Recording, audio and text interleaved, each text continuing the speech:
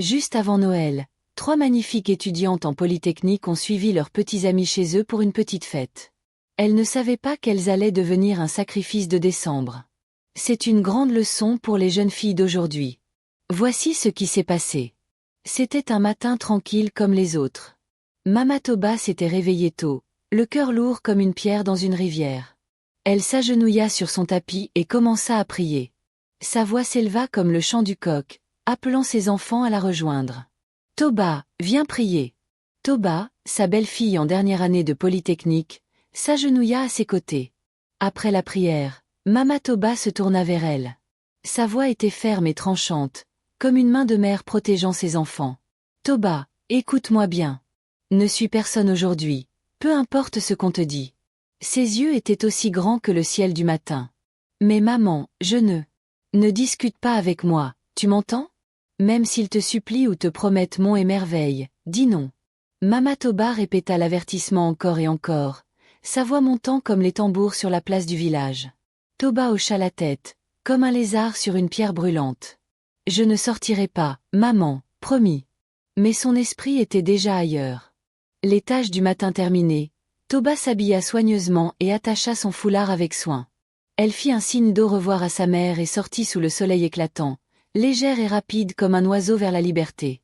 À l'école, elle retrouva ses 2 meilleures amies, Ama et Ad Doja. Elles se distinguaient comme des paons parmi des poules, habillées comme pour un grand festival. « Toba, tu es resplendissante ce matin, » dit Ama en riant. « Fraîche comme la rosée du matin, » ajouta Ad Doja.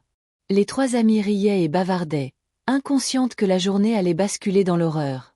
« Vous avez entendu ? » demanda Ama, les yeux brillants. « Les cours sont annulés jusqu'à l'année prochaine. »« Ah ! Mon transport pour rien !» soupira Toba. « T'inquiète, » dit Ad Doja en souriant. « On va quand même profiter de la journée. »« Comment ça ?» demanda Toba, les sourcils froncés. « Il y a une fête, » annonça Ama, les mains frappant de joie. « Une petite, rien de grave. Viens avec nous, Toba. » Toba se figea, les mots de sa mère résonnant dans sa tête. « Je ne peux pas. J'ai besoin d'étudier. »« C'est juste une petite fête, » la taquina Ad Doja. « On va juste danser, manger, et rentrer. Allez, ne sois pas rabat-joie. »« Non je ne. »« Ah Toba, tu fais ta grand-mère maintenant ? » Viens, rit Ama. « Bon, juste un petit moment, » céda Toba, à contre-cœur. Un peu plus tard, une voiture brillante arriva, la musique tonitruante. C'était Dani, le petit ami d'Ad Doja, accompagné de ses amis Raji et Faji. « Montez, les filles !» lança Dani, tout excité. Les filles montèrent en riant, l'ambiance légère. Toba, un peu nerveuse, se laissa porter par la joie de ses amis. La maison était pleine de vie. La musique résonnait comme les tambours d'un festival.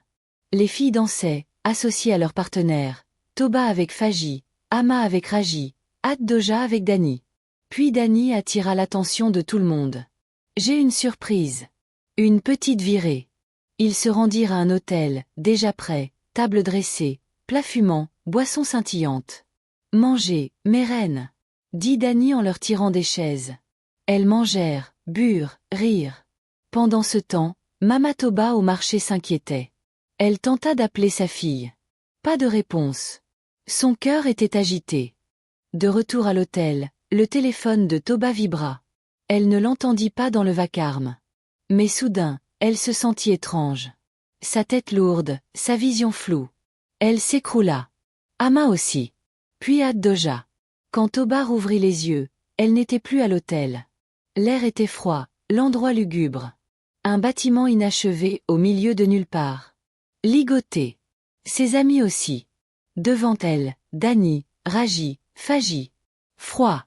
Un vieil homme surgit de l'ombre, avec des couteaux brillants et un calebasse vide. « Ne criez pas, » dit Dani, sinistre. Elles pleurèrent. Le vieil homme leur tendit les couteaux. « Choisissez.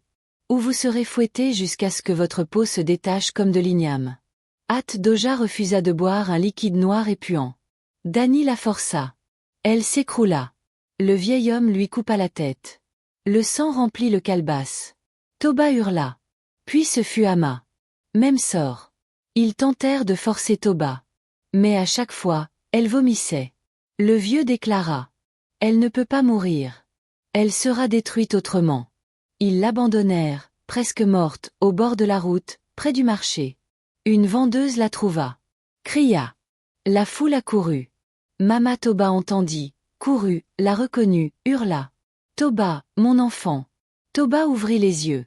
Mama. Et s'évanouit dans ses bras. Mama Toba l'emmena en urgence chez le prophète. Ce n'est pas une bataille ordinaire, dit le prophète. Mais avec la prière, elle vivra. Pendant ce temps, Danny et ses amis fuyaient en voiture, riant. On aura tout, argent, pouvoir. Mais à un virage, un camion surgit. Collision terrible. Raji mourut sur le coup. Danny perdit ses jambes et un œil. Faji perdit un bras. La nouvelle se répandit. Justice divine, disaient les gens. Danny et Faji furent arrêtés, jetés en prison. Pourquoi on a fait ça? On aurait dû rester pauvre, murmura Danny. Toba, elle, survécut. Mais ne marcherait plus sans aide. Sa voix était faible. J'aurais dû t'écouter, maman. Le prophète dit. Elle vivra. Mais portera ses cicatrices pour toujours. Son histoire devint une leçon dans toute la ville. On se méfiait désormais. Les jeunes filles étaient prévenues. La joie de décembre s'était transformée en chagrin. Ama et At Doja étaient mortes. Danny et Faji détruits. Toba ne serait plus jamais la même. Son histoire devint un avertissement qui résonnait partout. Faites attention à qui tu suis. Cette histoire n'est pas juste un conte. C'est un avertissement. Un rappel que chaque choix peut changer une vie, ou la détruire. Si tu as été touché par le destin de Toba, laisse un commentaire pour dire ce que tu aurais fait à sa place. Et surtout, partage cette vidéo pour que d'autres entendent son cri.